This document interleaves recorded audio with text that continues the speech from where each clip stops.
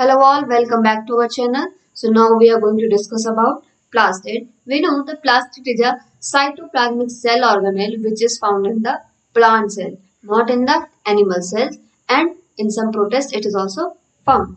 अब plant cell में क्यों मिलता है? प्लांट सेल क्या होते हैं? जनरली हम प्लांट्स को ग्रीन कलर में देखते हैं.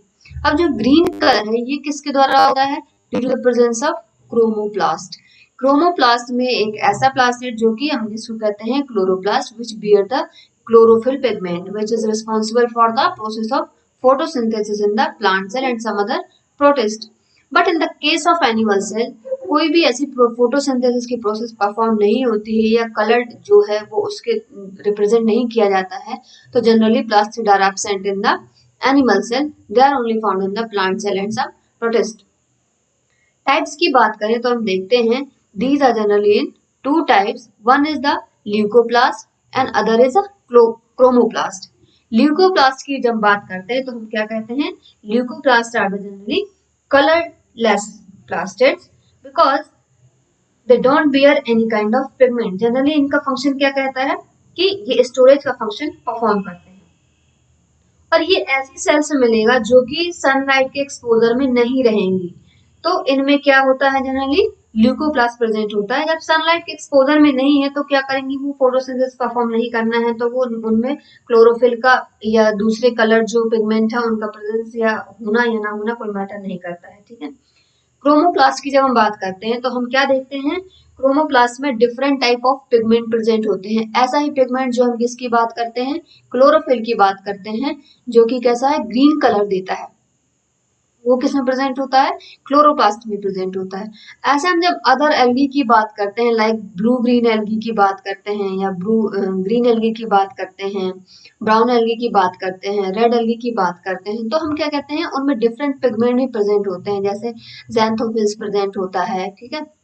ज़ैंथोफिल्स के अलावा कैरोटीनॉइड पिगमेंट होते हैं. कैरोटीनॉइड पिगमेंट जो प्रेजेंट होते हैं वो हो गए.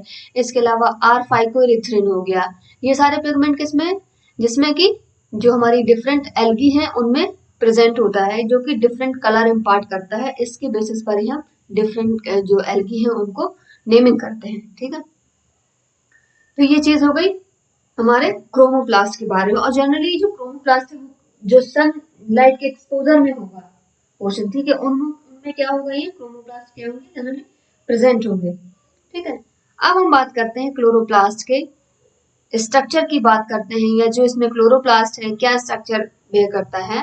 तो they have chlorophyll, light absorbing, green pigment, ये हमने डिस्कस कर लिया. अब क्लोरोप्लास्ट का जो स्ट्रक्चर है वो कैसा हो सकता है? It can be spherical, it may be oval, discoidal, lens shape और रिबन शेप भी हो सकता है. ये वेरियस शेप में प्रेजेंट होता है. ठीक है. स्ट्रक्चर की बात अगर हम करें, क्लोरोप्लास्ट के स्ट्रक्चर की बात करें, क्योंकि हम डिस्कशन मेनली हम किस पे कर रहे हैं? क्लोरोप्लास्ट पे कर रहे हैं, तो हम देखते हैं कि ये किसमें मिल रहा है? जनरली यूकैरियोटिक सेल में, प्लांट सेल में मिल रहा है. तो इसमें मेम्ब्रेन प्रेजेंट होगी, डबल मेम्ब्रेन बाउंड स्ट्रक्चर होगा एक. तो दूसरा इसका जो इनर मैट्रिक्स होगा उस पर दूसरा पोर्शन मैट्रिक्स वाला हो गया, और तीसरा पोर्शन क्या हो जाएगा? जो भी उस मैट्रिक्स में जो ऑर्गन्स प्रेजेंट होंगे डिफरेंट, उनके बारे में बात करेंगे. तो इसको 3 कैटेगरी में हम डिवाइड कर देते हैं. तो जब हम इसका स्ट्रक्चर देखते हैं तो हम उस पर बात करते हैं. इसके स्ट्रक्चर में हम देख रहे हैं डबल मेम्ब्रेनस स्ट्रक्चर है, जिसमें कि आउटर मेम्ब्रेन है, इनर मेम्ब्रेन है और इंटर मेम्ब्रेनल स्पेस है. अब जो अंदर ये फ्लूइड जो मैट्रिक्स है जो सराउंड कर रहा है अंदर से, ये क्या कहते हैं? हम क्लोरोप्लास्ट के केस में स्ट्रोमा बोलते हैं इसको. ठीक है. तो जो माइटोकॉन्ड्रिया का मैट्रिक्स होता है उसको मैट्रिक्स ही बोलते हैं, लेकिन जब क्लोरोप्लास्ट की बात करते हैं हम तो उसमें ही जो मैट्रिक्स प्रेजेंट होता है उसको हम क्या बोलते हैं? स्ट्रोमा बोलते हैं. इस स्ट्रोमा में ही जो सारे सेल ऑर्गेनेल्स प्रेजेंट है, सॉरी सेल ऑर्गेनेल्स नहीं कह सकते हम, जो भी अंदर इनके स्ट्रक्चर जो प्रेजेंट है क्लोरोप्लास्ट के अंदर उसकी बात करें तो उसमें राइबोसोम्स प्रेजेंट है, उसमें डीएनए प्रेजेंट है. अब डीएनए इसमें कैसा होगा? सर्कुलर होगा. ठीक है. स्ट्रोमल लैमेली प्रेजेंट है, ग्रेनम प्रेजेंट है, आरएनए प्रेजेंट है. अब इसमें डीएनए प्रेजेंट है तो ये कुछ अपनी सेल्फ रेप्लिकेटिंग प्रॉपर्टी भी शो करेगा और आरएनए का सिंथेसिस भी करेगा. तो ये हम इसकी ऑटोनॉमी में डिस्कस करेंगे फर्दर.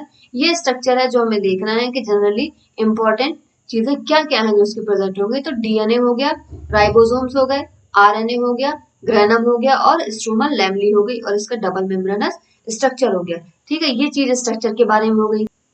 हम इस स्ट्रक्चर में मेम्ब्रेन्स की बात कर रहे थे, तो आउटर मेम्ब्रेन जो होती है इट इज फ्रीली परमिएबल। ठीक है, जो भी ट्रांसपोर्ट होगा वो इजिली हो जाएगा, लेकिन जो इसकी इनर मेम्ब्रेन होती है it is semi permeable in nature. मतलब कुछ सिलेक्टिवली जो पार्टिकल होंगे, जो मोलिक्यूल्स होंगे, उन्हीं का मूवमेंट अलाउ करेंगे। अच्छा, जो इनर मेम्ब्रेन है इसमें भी ये जब इनिशियल स्टेज में क्लोरोप्लास्ट प्रेजेंट होता है तो ये भी क्या होती है, इनफोल्डेड होती है। अब ये जो हमने बात की थी स्ट्रक्चर डायग्राम में इसकी, जो कि हमने लैमिलीज की बात की थी, जो कि स्ट्रोमल लैमिलीज थी, ये कहीं अचानक से नहीं आ गई है। ये जो अंदर इनफोल्डिंग्स थी इनर मेम्ब्रेन की हमारे क्लोरोप्लास्ट में, वही क्या हो गई, फर्दर डिटैच हो गई, सेपरेट हो गई स्ट्रोमा में, और उन्होंने क्या फॉर्म कर लिया, लैमिली का फॉर्मेशन कर लिया, और फर्दर वही क्या हो गए, थैलेकॉइड्स का फॉर्मेशन कर लिया, उन्होंने ग्रेना फॉर्म कर लिया। और ग्रेना ही जब स्टैक्ड होगा एक दूसरे के ऊपर तो वो क्या पूरा एक ग्रेनम उन्होंने फॉर्म कर लिया। ठीक है, थैलेकॉइड स्ट्रक्चर पर फॉर्म कर लिया, जहां पर हमारी वेरियस रिएक्शंस होती हैं। ठीक है, जो भी क्लोरोप्लास्ट में प्रेजेंट होती है, जिसको हम बोलते हैं लाइट रिएक्शन जो होती है वो कहाँ परफॉर्म होती है, हमेशा ग्रेना में परफॉर्म होती है, थैलेकॉइड्स में। और डार्क रिएक्शन जो होती है वो कहाँ परफॉर्म होती है, हमारे स्ट्रोमा में। मैट्रिक्स की बात करते हैं, तो मैट्रिक्स क्या है यहाँ पर हमारी, हमने अभी अभी भी बताया कि जो डार्क रिएक्शन होगी वो कहाँ होगी, हमारे मैट्रिक्स में हो गया। अब इसका रिलेशन कोई ऐसा नहीं है कि सनलाइट की प्रेजेंस या एब्सेंस के कारण इसको डार्क रिएक्शन कह रहे हैं। ठीक है, ये हमारे कहाँ पर हो रही है, स्ट्रोमा में हो रही है। जो स्ट्रोमा होता है क्लोरोप्लास्ट का, ये कैसा होता है, it is colourless, granular, colloidal in nature. अब इसको क्या बोलते हैं, स्ट्रोमा बोलते हैं। ठीक है, हमें याद रखनी है। इस स्ट्रोमा का कंपोजिशन क्या होता है, ठीक है, इसके कंपोजिशन में हम देखते हैं सर्कुलर डीएनए प्रेजेंट होता है, 70s राइबोसोम्स प्रेजेंट होते हैं, जो कि सिमिलर किसके हैं, माइटोकॉन्ड्रिया के। हमने मैट्रिक्स में भी जो हमने देखा था सेम स्ट्रक्चर ही ये भी एग्जिबिट कर रही थी, माइटोकॉन्ड्रिया। ठीक है, प्रोटीन मॉलिक्यूल्स प्रेजेंट होंगे और आरएनए मॉलिक्यूल प्रेजेंट होंगे। लैमिलीज की बात करते हैं क्लोरोप्लास्ट में, तो हम क्या देखते हैं, thylakoid closely packed in a pile called the grana, या जिसको हम क्या कर रहे थे, स्ट्रोमल लैमिली की बात कर रहे थे। ठीक है, अब हमने स्टैक्ड होगा ये, बाकी यहाँ पर हमने बात की थी कि यहाँ पर क्या परफॉर्म होता है, यहाँ पर लाइट रिएक्शन जो होती है प्लांट्स में वो कहाँ परफॉर्म होगी, सॉरी लाइट रिएक्शन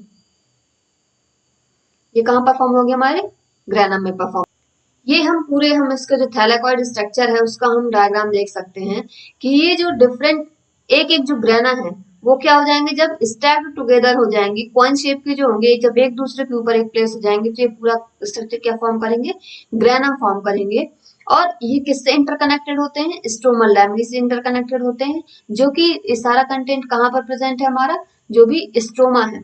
जैसे कि हम साइटोप्लाज्म बोलते हैं पूरे सेल के केस में, ऐसे ही जब क्लोरोप्लास्ट के अंदर जो कंटेंट प्रेजेंट है वो कहाँ प्रेजेंट है, हमारा स्ट्रोमा में प्रेजेंट है। तो ये डिटेल स्ट्रक्चर हो गया किसका, हमारे स्ट्रोमल लैमिली, ग्रेनम, थैलेकॉइड्स जो है उनका ये डिटेल स्ट्रक्चर हो गया। ठीक है, जब हम फंक्शंस के बारे में बात करते हैं कि क्लोरोप्लास्ट जो है वो क्या फंक्शन परफॉर्म करता है, तो प्राइम फंक्शन हम देखते हैं कि it helps in the process of photosynthesis. Photosynthesis की प्रोसेस है जो ये मेनली कंसर्न किससे होती है, क्लोरोफिल से होती है, क्योंकि जो क्लोरोफिल है ये प्राइम पिगमेंट है किसके लिए, फोटोसिंथेसिस के लिए, जो कि क्या करता है, फिक्स करता है, यूटिलाइजेशन करता है CO2 को। ठीक है, जो कि डिफरेंट रिएक्शन की बात की हमने कि लाइट रिएक्शन जो हो रही थी और डार्क रिएक्शन हो रही थी वो किस में हो रही है, हमारी फोटोसिंथेसिस प्रोसेस के थ्रू ही होती है। तो एक फंक्शन ही हो गया। दूसरी बात करें हम ऑक्सीजन की सप्लाई की, फोटोसिंथेसिस के द्वारा बाय प्रोडक्ट जो हमारा रिलीज हो रहा है ऑक्सीजन, तो ये क्या है, हमारी ऑक्सीजन सप्लाई होती है जो इस फोटोसिंथेसिस प्रोसेस के थ्रू ही होती है, जो कि काफी वाइटल प्रोसेस है जिसकी हमें ऑक्सीजन की सप्लाई होती है। स्टार्च स्टोरेज की बात करें तो ये जो क्लोरोप्लास्ट है ये क्या और क्या प्रोसेस परफॉर्म करता है, it also storage starch. It utilises the CO2 या कार्बन डाइऑक्साइड जिसकी हम बात कर रहे हैं। जब ये CO2 का यूटिलाइजेशन करेगा फोटोसिंथेसिस के प्रोसेस के थ्रू, तभी हमें क्या मिल रही है, ऑक्सीजन की सप्लाई हो रही है। ठीक है, फूड सप्लाई के बारे में बात करें तो जितने भी हमारे हर्बीवोर्स हैं, ठीक है, तो ये क्या कर रहे हैं, डिपेंड किस पर है, हमारे प्रोड्यूसर्स पर प्रेजेंट है, डिपेंड है। अब प्रोड्यूसर्स को, प्रोड्यूसर्स हम किन की बात कर रहे हैं, जो भी प्लांट्स हैं उनकी हम बात कर रहे हैं, जो कि क्या है, प्रोड्यूसर्स हैं। अब प्रोड्यूसर्स में जो ग्रोथ हो रही है वो किसके थ्रू हो रही है, फोटोसिंथेसिस के थ्रू ही हो रही है, क्योंकि अगर फोटोसिंथेसिस नहीं होगा तो क्या होंगे, प्लांट सरवाइव नहीं कर पाएंगे। अगर प्रोड्यूसर्स हैं जो डिपेंड कर रहे, जो हर्बीवोर्स हैं, उनके लिए भी क्या है, फूड सप्लाई का काम कर रहे हैं। और जो हमारे फूड चेन मेंटेन होती है वो इसी के थ्रू होती है, ठीक है। तो फूड सप्लाई भी जो है वो किस पर डिपेंड है, हमारे प्रोसेस ऑफ फोटोसिंथेसिस पर, जो कि किससे हो रही है, हमारे क्लोरोप्लास्ट में जो क्लोरोफिल पिगमेंट है। तो डायरेक्टली इनडायरेक्टली कहीं ना कहीं वो रिलेटेड है, डिपेंडेंट है एक दूसरे के ऊपर। तो ये हमारे किसके फंक्शंस के बारे में बात हो गई, क्लोरोप्लास्ट के बारे में। अब हम देखते हैं कि क्लोरोप्लास्ट हो गया, माइटोकॉन्ड्रिया हो गए, ये काफी सारी हमने सिमिलरिटीज देख ली हमने इसमें। तो हम देखेंगे कि क्लोरोप्लास्ट जो होता है, माइटोकॉन्ड्रिया होता है, तो क्या डिफरेंसेस हैं इनमें, या कैसे सिमिलरिटी एग्जिबिट कर रहे हैं वो, उसके बारे में भी हम डिस्कशन करेंगे, उसको मिसलेनियस उसमें कंसीडर करेंगे। तो उस स्लाइड में कवर करेंगे। Thank you so much.